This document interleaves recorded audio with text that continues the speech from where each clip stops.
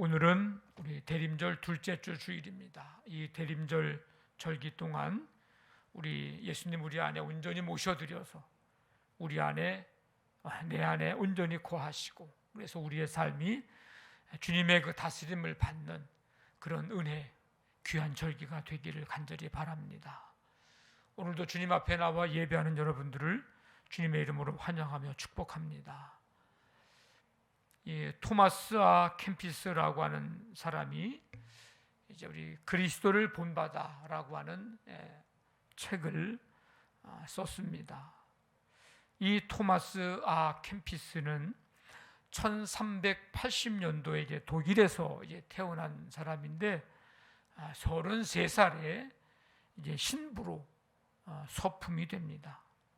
1471년 92세에 하나님의 부름을 이제 받기까지 수도원에서 이제 생활을 했습니다. 1426년 47살이 되는 때에 중세 라틴 문학의 걸작이라고 하는 이 그리스도를 본받아라고 하는 이 책을 썼습니다. 이 그리스도를 본받아 이 책은 권면의 내용을 이제 담고 있는 책인데 그리스도인이라면 어떻게 살아야 하는가 하는 것들에 대해서 이제 성경 말씀과 또 자신이 이제 묵상한 것을 바탕으로 해서 아주 단순하고 또 간결하고 또 명쾌하게 그렇게 기록하고 있는 책입니다.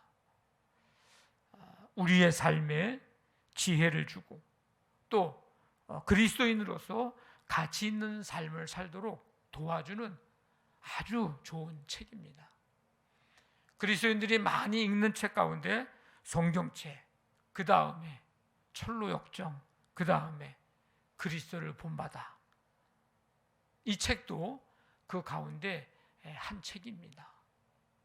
혹시 기회 되시면 한번 읽어보시고 읽어보신 분은 또 다시 한번 좀 읽어보시면 좋을 것 같습니다. 이 그리스도를 본받음에 대한 것은 사실 사도 바울이 이미 사도 바울이 쓴 이 서신들을 통해서 언급한 내용입니다. 사도 바울은 다메섹 도상에서 예수님을 만난 후에 모든 것이 다 바뀌었습니다. 누굴 만난 후에 바뀌었다고요? 예수님을 만난 후에 바뀌었어요. 출신, 배경, 지식과 같이 그동안 삶에 자기에게 유익하던 것들, 붙잡았던 것들, 자랑 삼았던 것들, 이런 것들을 마치 배설물과 같이 여길 만큼 그의 가치관이 예수님 만난 다음에 완전히 바뀌었습니다. 삶의 방식도 바뀌었습니다. 복음을 전하는 삶으로 예수가 그리스도다, 예수가 주가 되신다, 이 복음을 전하는 삶으로 예수님 만난 후에 바뀝니다. 세상과 사람을 보는 눈도 바뀌었습니다. 긍휼히 여기는 마음과 눈으로 바라보게 되고 모든 사람들을 유대인이나 이방인이나 구원받을 대상으로 보게 되었습니다. 그리고 본받고 따르고 닮아야 할 대상이 바뀌었습니다. 그 대상이 누군가? 바로 예수 그리스도입니다. 그래서 사도 바울이 전하는 복음의 핵심도 예수님의 십자가와 부활, 이게 복음의 핵심이었습니다. 바울이 본받고 따르고 닮고자 했던 대상이 예수님이고 바울이 전하는 복음의 내용도 예수님입니다. 이 바울의 위대한 점은 무슨 바울이 많은 기적을 행했다든지 아니면 3차 전도 여행, 그 전도 여행을 통해서 교회를 세우고 복음을 전했다든지 바울이 바울 서신 13권을 썼다든지 이런 것들 때문이 아니고, 물론 그것도 훌륭한 일이고 참 귀한 일이었는데 더 그의 위대한 점은 예수 그리스도를 본받고 따르고 닮은 데에 그의 위대한 점이 있습니다. 여러분들은 예수님 만난 후에, 예수님 믿은 후에 가치관이 바뀌었습니까? 예수님 만나고 예수님 믿은 후 여러분들의 삶의 방식이 바뀌었습니까? 예수님을 믿은 후 세상과 사람 보는 눈이 달라졌습니까? 예수님을 만난 후에 내가 본받고 따르고 닮아야 될 대상이 예수님이 되었습니까?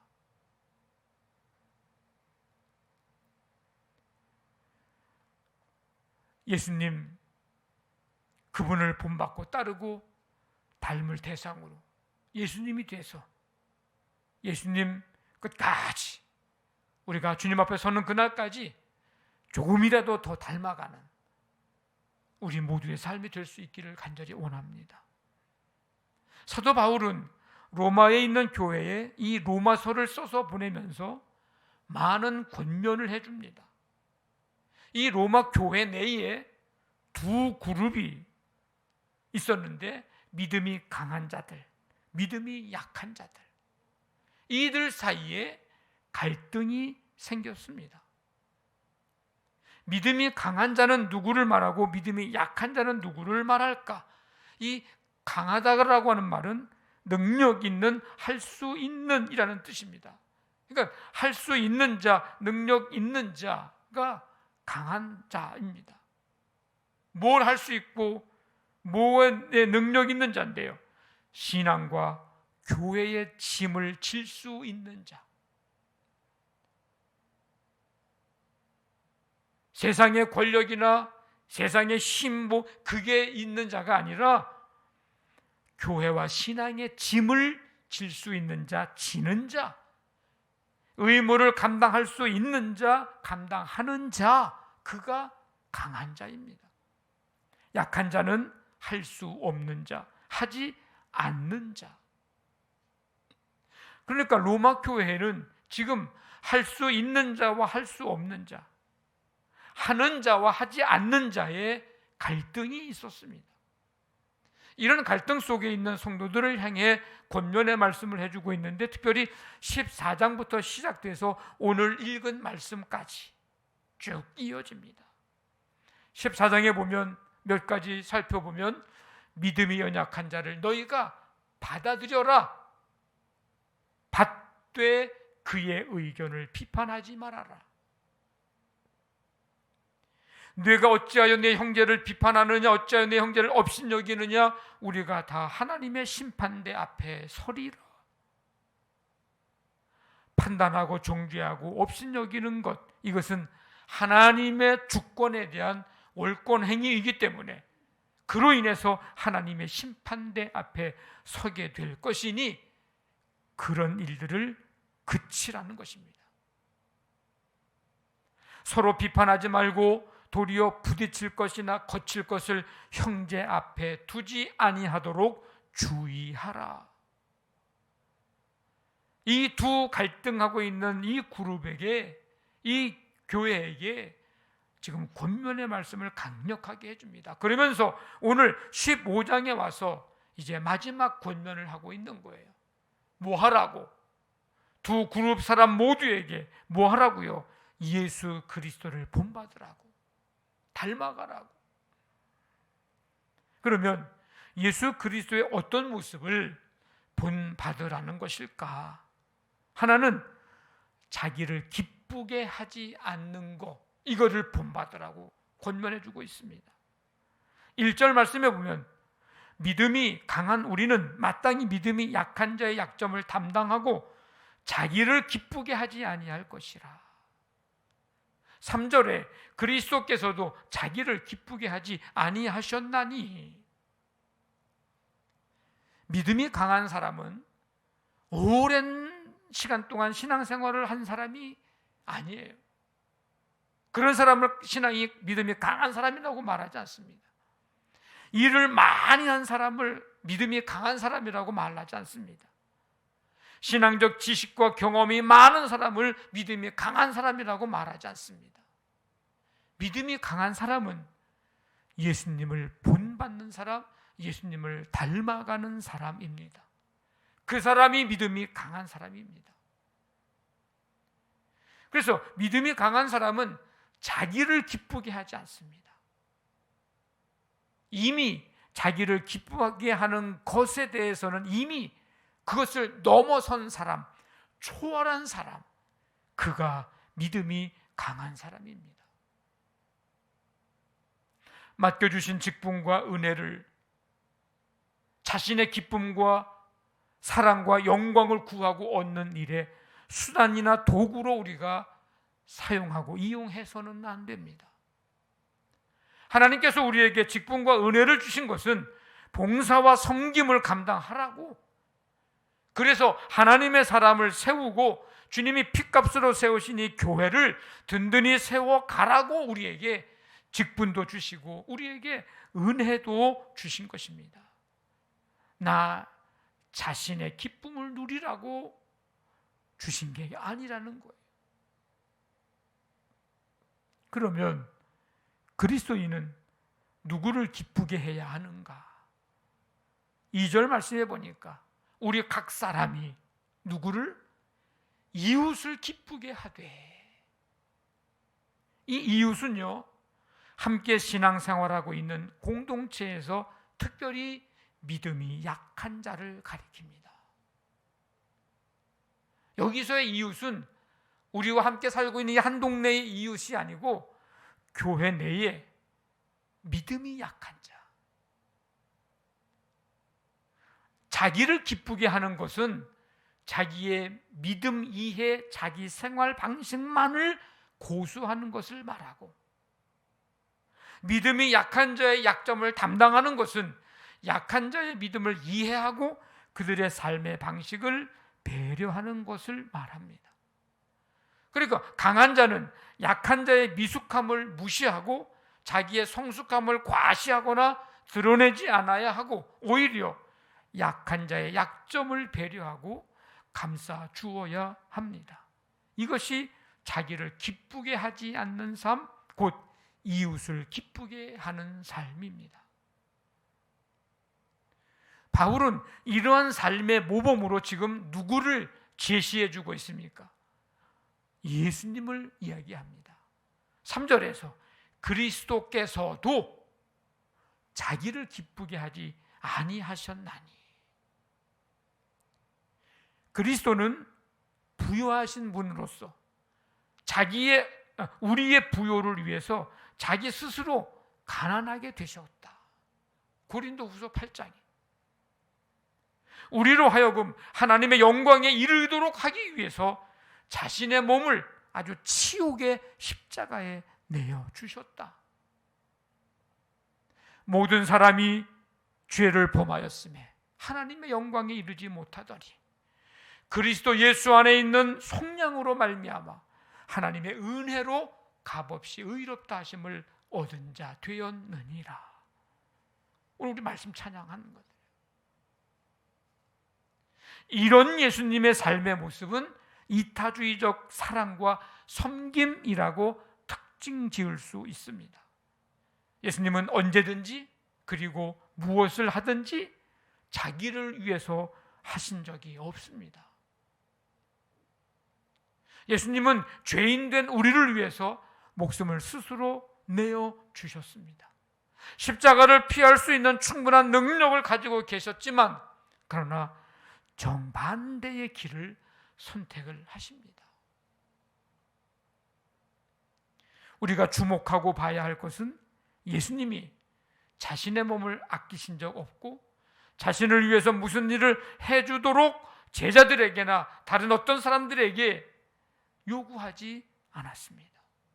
오히려 비방을 받으시면서 오히려 십자가에서 죽으시기까지 비방과 모욕을 다 받아들이심으로 죄인들이 영적으로 소생할 수 있게 하셨고 생명과 영광에 이르도록 해주셨습니다. 우리가 신앙생활하면서 경계해야 할 것 중에 하나는 자기 중심성이라고 하는 것입니다. 그 모습이 어떤 모습입니까? 자기를 기쁘게 하기 위해서 일을 하는 거예요. 그저 그냥 나만 기쁘면 그만입니다. 다른 사람의 희생과 헌신을 통해서 내가 기쁨을 누리고 내가 편안함 누리면 그만입니다. 자기 중심성, 신앙생활하면서 우리가 경계해야 할 것 중에 아주 중요한 일입니다. 하나님을 위한다고 하는데 결국은 나의 기쁨, 나의 만족을 위해서 합니다.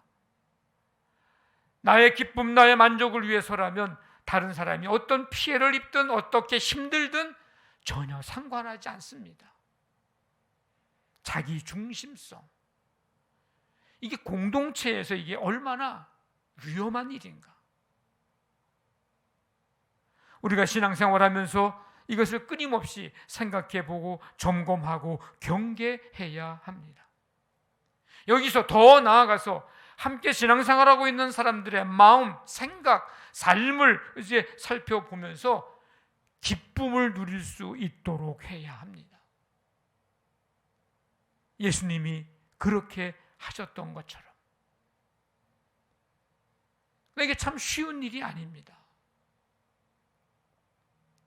시간과 몸과 물질이 희생되어야 하기 때문에, 그래야 그게 가능하기 때문에 이게 더 어려운 거예요. 다른 사람을 기쁘게, 나를 기쁘게 하지 아니하고 다른 사람을 기쁘게 해주기 위해서는 시간, 몸, 물질 등등 희생되어야 할 것이 많기 때문에 그래서 이게 힘든 거예요. 때로는 고통을 감수해야 하기도 하고요. 그리고 내가 한 번 더 움직여야 하기 때문입니다. 그래야 다른 사람이 기쁨을 누릴 수 있거든요. 내가 누리고 싶은 자유도 내려놔야 하고요. 나의 권리를 때로는 절제해야 할 필요도 있기 때문에 이 일이 참 쉬운 일이 아닙니다. 그럼에도 불구하고 우리가 이 삶을 살아야 하는 당위성은 예수님이 사셨던 삶을 우리가 닮아야 하는 그리스도인이기 때문이고, 또 이 삶을 살지 않고 우리가 진정한 그리스도인이 될 수 없기 때문입니다.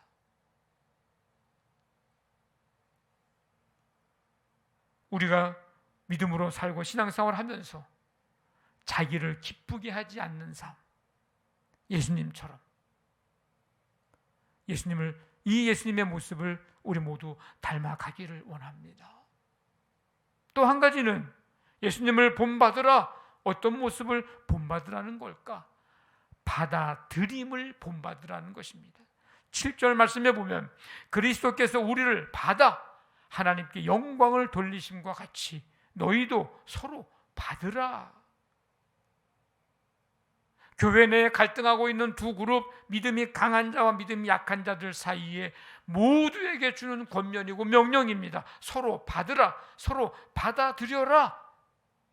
믿음이 강한 자들은 믿음이 약한 자들의 것들, 약점을 담당하고 받아들이고, 믿음이 약한 자들은 믿음이 강한 자들을 또 받아들이고. 그러면 이렇게 말하는 사람도 있을지도 모릅니다. 내가 왜 그래야 되는데요? 나도 자존심이 있는데요. 나도 할 만큼 했는데요. 내가 왜 그래야 되는데요? 내가 저 사람을 위해서 내가 왜 그래야 되는데요? 이런 말을 하는 사람도 있을지 모릅니다. 그런데 오늘 사도 바울은 그렇게 말하지 않고 너희들 서로 받아들이라고 말합니다. 그래야 하는 이유는 예수 그리스도께서 하나님의 영광을 위해 너희를 받아들이셨기 때문이다. 주님이 하나님이 너희들을 다 받아들이셨어. 받아주셨어. 그게 이유예요. 예수님이 믿음이 강한 자나 믿음이 약한 자 모두를 다 받아들이셨기 때문입니다. 예수님이 유대인이나 이방인이나 모두를 다 받아들이셨기 때문입니다. 우리가 누구였는데요? 우리가 어떤 사람이었는데요? 그 어떤 것, 그 무엇으로도 구원받을 수 없는 죄인 이방인이었습니다.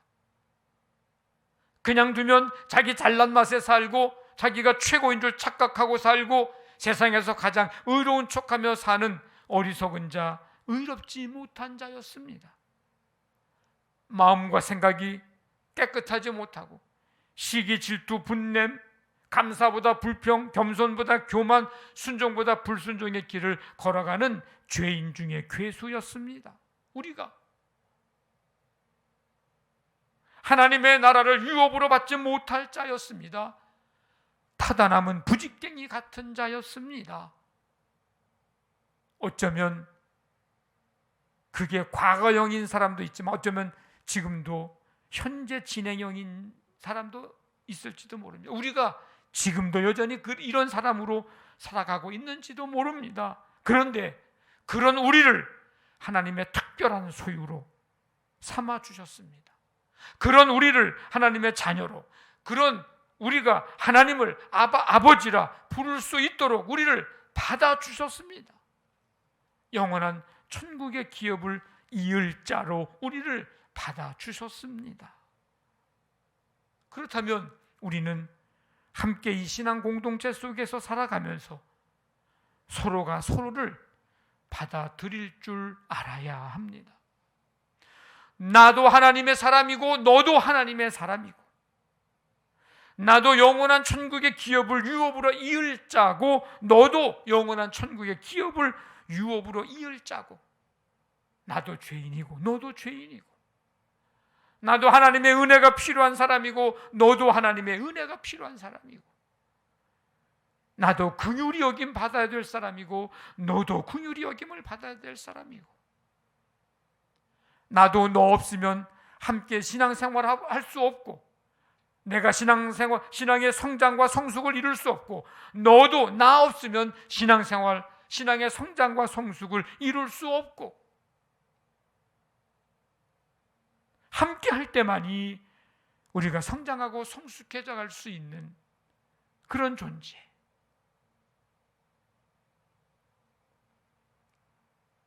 네, 우리가 이렇게 함께 이 공동체 속에서 서로를 받아들일 줄 알아야 됩니다.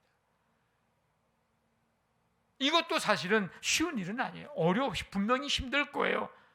희생이 따르고 고통이 따르기 때문에 거저되는 일은 아닐 겁니다. 그런데 조금만 한번 생각해 보십시오. 우리가 이렇게 하는데 힘이 들어요. 근데 힘이 든들 예수님이 우리를 받으시기 위해서 이 땅에 오신 것만큼 힘들겠습니까? 그게 우리에게 이렇게 서로 받아들이는 것이 희생이 따른다고 해요. 근데 희생이 따른들 예수님이 우리를 받아들이기 위해서 십자가에서 물과 피를 다 쏟으신 그 희생만큼이나 하겠습니까? 그런 거에 비하면 우리가 이렇게 하기 위해서 따르는 힘든 거, 희생은 힘들다고 희생이라고 말하기가 부끄럽지 않겠습니까?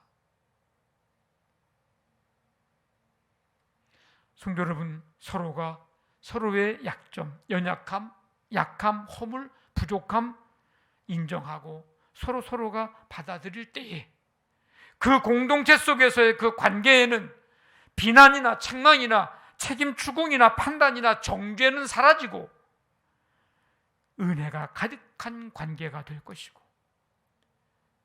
그 공동체는 기쁨이 충만할 것이고, 그 서로에게는 그 누구도 빼앗을 수 없는 평강이 임할 것입니다. 우리 모두 예수 그리스도를 본받는 삶 다 되시기를 주님의 이름으로 간절히 축원합니다. 아멘.